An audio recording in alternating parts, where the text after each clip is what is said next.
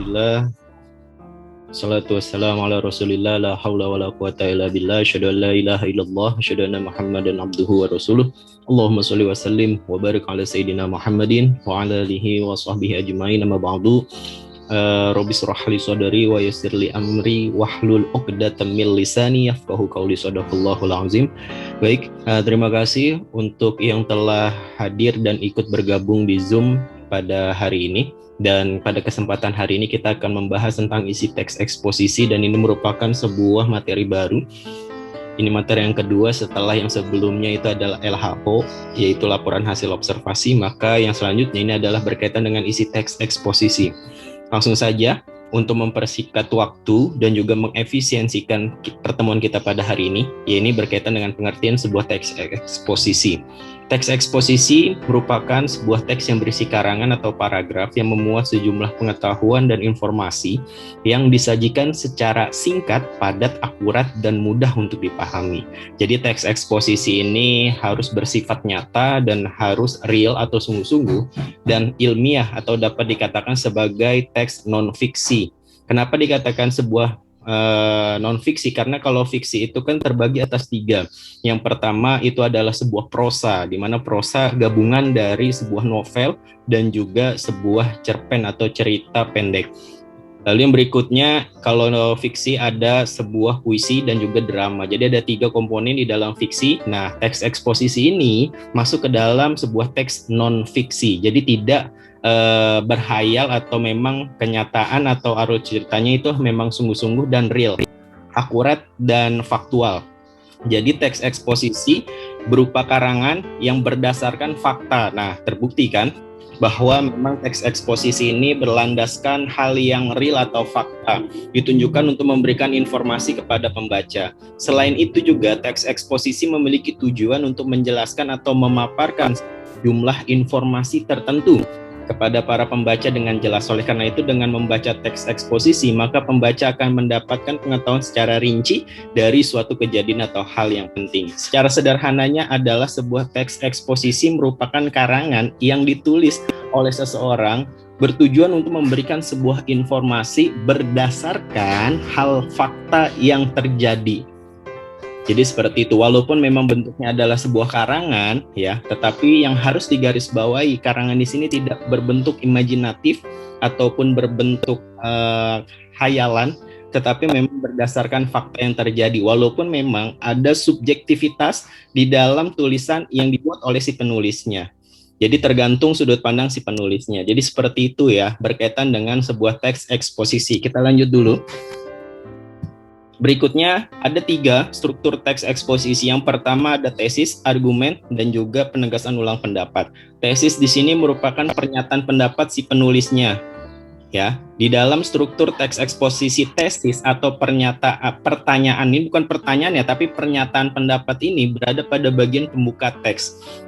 Jadi di dalam teks eksposisi, struktur teks yang pertama yaitu tesis ini berisi pendapat penulis atau orang lain terkait topik yang dipermasalahkan dalam teks eksposisi. Jadi seperti itu, kaitannya dengan sebuah pernyataan pendapat. Jadi opini lah di dalam tesis ini. Walaupun memang berbentuk opini, tetapi memang opini tersebut dilandaskan terhadap suatu kejadian atau fenomena yang benar-benar terjadi. Jadi seperti itu. Jadi opini yang dibuat oleh si penulis di dalam struktur yang pertama, teks eksposisi yaitu tesis, itu menggambarkan tentang keadaan real dan opini si penulis, pendapat si penulisnya. Dilanjut argumen. Nah, di dalam argumen ini itu juga disebut juga sebagai alasan, dan juga argumen memuat alasan berupa bukti yang dapat mendukung teks penulis. Maksudnya argumentasi ini atau argumen tujuannya adalah untuk mendukung si tesis yang telah dibuat atau opini yang telah dituliskan pada tulisan sebelumnya. Dan yang ketiga itu adalah penegasan ulang pendapat. Berkaitan dengan penegasan ulang pendapat di sini, ini merupakan sebuah bagian penutup dari sebuah teks eksposisi. Jadi ini adalah struktur teks eksposisi, ada 3 ya, ada 3 komponen yang bisa dijadikan sebuah landasan nanti pada saat kalian memproduksi sebuah teks eksposisi. Oke, Suara Bapak terdengar jelas ya? Terdengar, Yes, Pak. Pak. Dengar, Pak. Dengar, Kita Pak. lanjutkan Dengar, lagi. Pak. Ini ciri-ciri teks eksposisi. Yang pertama itu adalah menjelaskan informasi-informasi pengetahuan. Lalu ada gaya informasi yang mengajak atau bahasa sederhananya adalah persuasif, ya. Biasanya menjawab pertanyaan apa, siapa, kapan, di mana, mengapa, dan bagaimana. Lalu berikutnya berusaha menjelaskan sesuatu. Gaya bersifat informatif, fakta dipakai sebagai alat kontribusi, singkat, padat, dan juga akurat. Ini adalah sebuah ciri-ciri dari teks eksposisi. Nah, ini bisa menjadi sebuah landasan atau referensi kalian dalam nantinya menulis atau membuat sebuah teks eksposisi. Selanjutnya kebahasaan eksposisi di sini bahas sedikit, walaupun nanti di pertemuan berikutnya kita akan membahas secara lebih detail berkaitan dengan kebahasaan yang ada di dalam sebuah teks eksposisi. Ini ada beberapa. Yang pertama pronomina. Pronomina adalah kata ganti orang. Di sini contohnya aku, kami, kita, kalian, Anda, dan juga yang lainnya. Ini udah pada pertemuan sebelumnya juga sudah dibahas. Pada LHO pun juga pronomina ini Bapak sudah jelaskan. Lalu yang berikutnya kalimat tanya. Nah, kalimat tanya di sini biasanya menggunakan kata tanya. Ya, harus menggunakan kata tanya yaitu 5W plus 1H. Berikutnya penggunaan kata kajian dan kata populer. Nah, ini berkaitan dengan kata kajian dan kata populer, kaitannya dengan kata yang memang bisa dijadikan sebuah tulisan di mana kata tersebut masuk ke dalam kata kajian atau ilmiah. Contohnya di sini katanya seperti dunia maya, internet, viral, terminologi, dan lain sebagainya. Atau bahkan ada contoh yang lain berkaitan dengan maknanya umum, populer, biasanya bohong, palsu, berita, dan juga isu.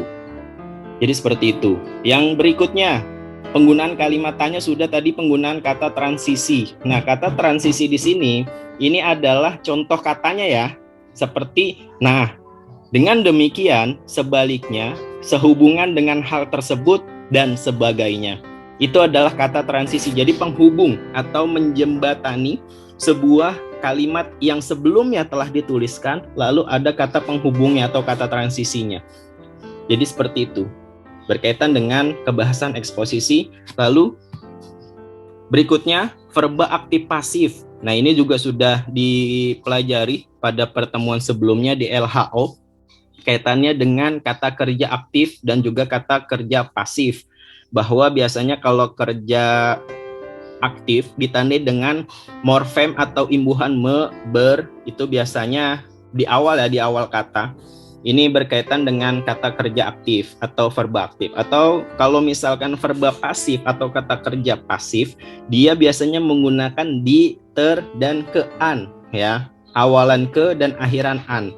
Itu bisa kalian baca sendiri berkaitan dengan contoh baik dari verba aktif maupun dari verba pasif. Dan yang berikutnya penggunaan ragam bahasa baku. Nah, ini berkaitan dengan kata ilmiah yang digunakan. Walaupun tadi pada sebelumnya mengacu pada kata populer gitu ya, atau yang sedang terkini, tetapi bahasa baku di dalam sebuah tulisan apalagi teks eksposisi memang harus digunakan. Kenapa seperti itu? Karena supaya si pembaca atau yang menerima informasi itu dapat memahami dan mengerti tentang maksud dan juga tujuan si penulis menuliskan sebuah teks eksposisinya. Karena kan memang pada dasarnya teks eksposisi ini ingin menginformasikan informasi yang sedang terkini, terupdate, dan juga sedang viral yang terjadi. Dan itu disampaikan dalam bentuk tulisan. Tetapi kerangka strukturnya harus sesuai, yaitu ada 3.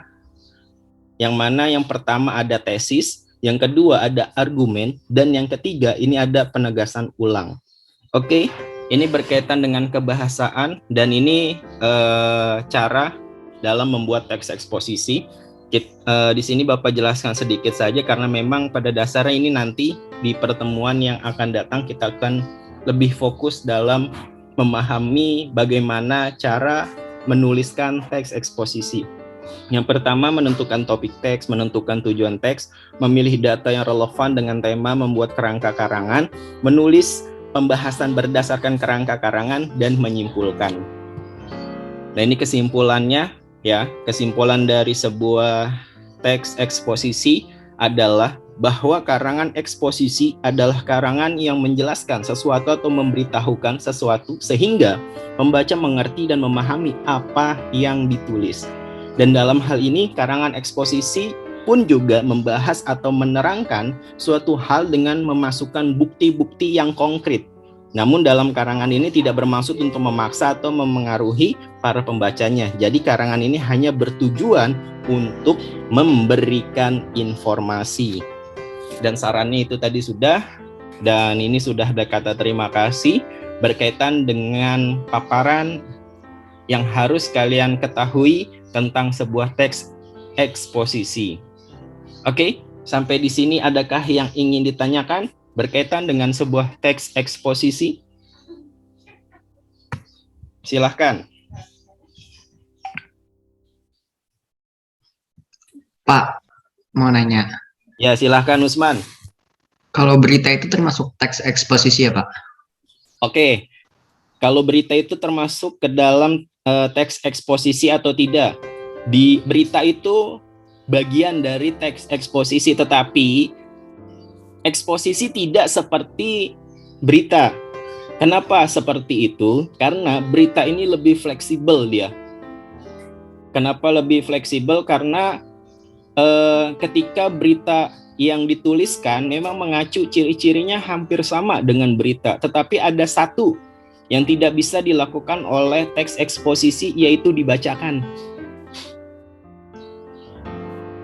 Jadi seperti itu. Dan juga berkaitan dengan sebuah berita, berita memang itu yang pertama tadi ya perbedaannya.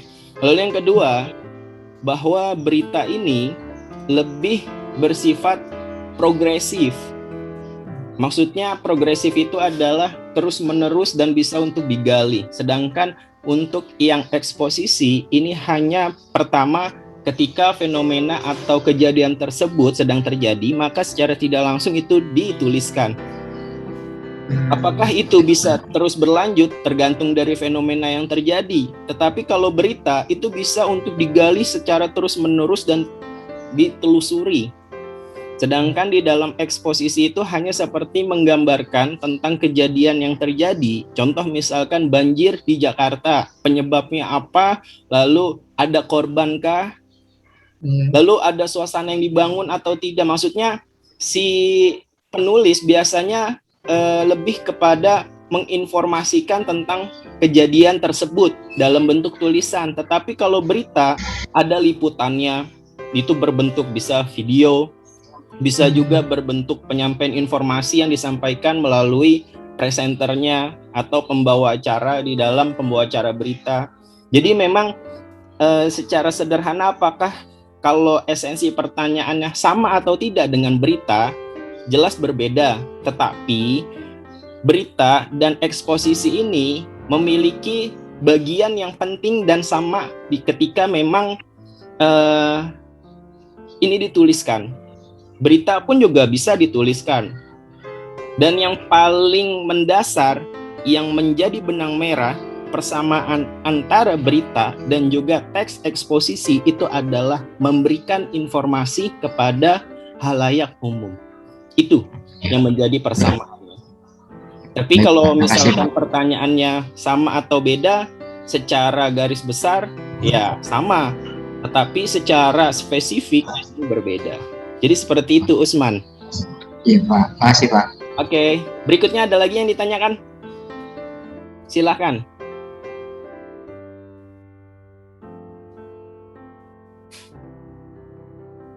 Tidak ada yang ditanyakan lagi?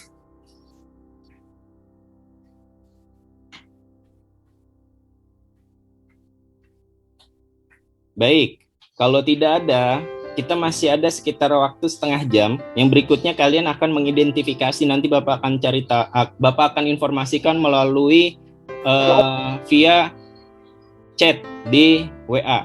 Tidak ada yang ditanyain lagi nih? Adakah yang ditanyain tentang sebuah teks eksposisi? Iya tadi? Tidak ada, Pak. Oh, tidak ada. Oke. Baik, kalau tidak ada, Bapak rasa cukup. Terima kasih atas perjumpaannya melalui via Zoom ini. Nanti untuk informasi berkaitan dengan yang tidak ikut, karena memang Bapak melihat hanya ada sekitar 31 partisipan yang ikut. Nanti akan Bapak bagikan kepada kalian untuk pertemuan Zoom kita pada siang hari ini. Bapak cukupkan, terima kasih, dan juga mohon maaf apabila ada yang kurang berkenan dalam penyampaian. Bapak mohon dibukakan pintu maaf yang sebesar-besarnya. Bapak akhiri, terima kasih. Wassalamualaikum warahmatullahi wabarakatuh.